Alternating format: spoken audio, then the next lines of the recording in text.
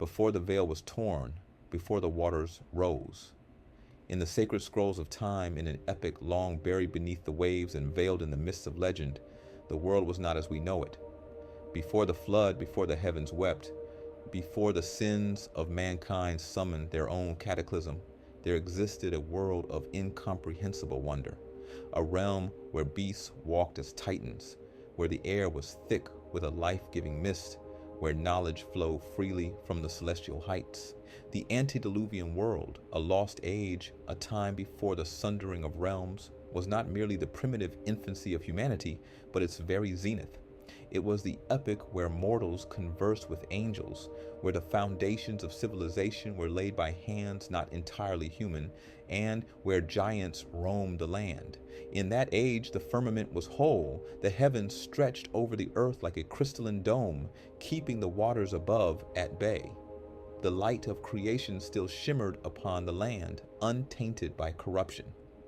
The celestial energies hummed within the very fabric of existence, and mankind, in his purity, stood in harmony with the divine. Yet, in the distance, the serpent coiled in the shadows. The whisper of rebellion had begun, and with it, the doom of paradise. In the beginning, God created the heavens and the earth.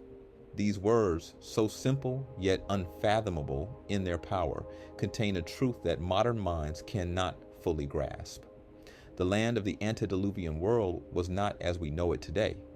The great seas had yet to swallow continents, for oceans did not yet exist. Instead, vast shallow waters stretched like great inland lakes, reflecting the glimmer of the firmament above. Eden itself, a celestial blueprint etched upon the earth, was a land where nature obeyed the divine symphony, a place unspoiled by decay, where the cycles of life moved in balance. There was no rain, no tumultuous storm that raged across the land. The world was watered from below, not from above. A sacred mist, rising like whispers from the depths of the abyss, blanketed the lands, feeding the roots of mighty trees that stretched skyward like pillars of the heavens. This mist, spoken of in Genesis, was not merely an earthly vapor, but something far more profound, a subtle force, a lifeblood of creation itself, interwoven with energies lost to time.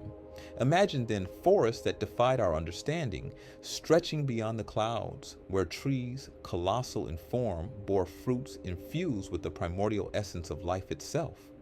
The air was thick with an abundance of oxygen, a world brimming with vitality where creatures we now call myth walked without chains. For in those days, the world belonged not just to men, but to beasts of titanic stature, creatures whose bones are now twisted into lies by modern scholars, labeled as dinosaurs, stripped of their biblical context. The dragons of old, spoken of in nearly every civilization's myths, were not fables but living behemoths, remnants of a time before the curse, a time when man and beast stood together, unsevered by fear. But the knowledge of this world, its mysteries, its untold wonders, was known to one group above all others, the Watchers.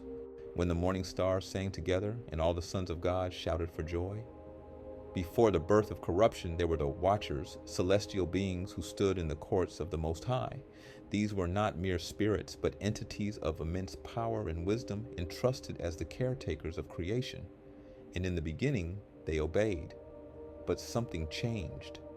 For among them there were those who looked down upon the daughters of men and saw beauty, not in the abstract, but in the flesh. Desire, foreign to their kind, stirred within them. They longed not just to watch, but to rule, to possess, to fashion something of their own. And so they descended. On the sacred mountain, the gates of heaven were breached. The Watchers made an oath, binding themselves in rebellion against the divine order.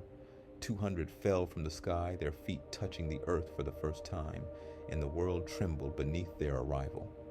It was they who whispered secrets into the ears of mortals, secrets of metallurgy and war, of celestial cycles and forbidden arts. The knowledge of the heavens was given to men, but not freely, not in innocence. It was a transaction, a bargain, a bribery of souls. And from this union, a new race was born, the Nephilim. Towering above men, these hybrids, half divine and half flesh, took dominion over the lands. They were worshipped as gods, rulers of a kingdom built upon unholy knowledge. The first cities, great monolithic structures, ruins of which still stand buried beneath desert sands and ocean waves, were not built by the hands of ordinary men, but by these giants and their fallen progenitors. The pyramids, the megalithic temples, the Cyclopean fortresses, were they truly the works of primitive hands or the remnants of a lost empire? And so the world was divided. Mankind, once united in purity, now faced a new order, an age of tyrants, where knowledge was no longer a gift, but a weapon. Yet the Watchers' corruption was not limited to mankind. What we call sin does not stagnate, it spreads. It was not enough for the Watchers to corrupt the minds of men. They turned their eyes to the very fabric of life itself. Legends of chimeric beasts, unnatural creatures birthed through forbidden science. These are not mere stories, but echoes of the genetic horrors of the antediluvian world. All flesh had corrupted its way upon the earth. It is written plainly in Genesis. It was not merely mankind that had fallen, but all life. The great flood was not only a judgment upon wickedness, but a purging of a world that had become irreversibly defiled. And so the command was given. The sky darkened, the heavens rumbled, and the veil was torn asunder. The firmament itself was shattered, and the waters above cascaded down, drowning the world in a deluge of divine wrath. The land was ripped apart, the continents shattered, the bones of titans buried beneath the weight of time. The very fabric of the antediluvian age was obliterated, its knowledge lost, its wonders drowned, its inhabitants reduced to shadows of myth, and only a single remnant remained. When the truth becomes forbidden, then lies become illuminated. The flood was not the end. As mankind repopulated the world, the echoes of the old knowledge remained.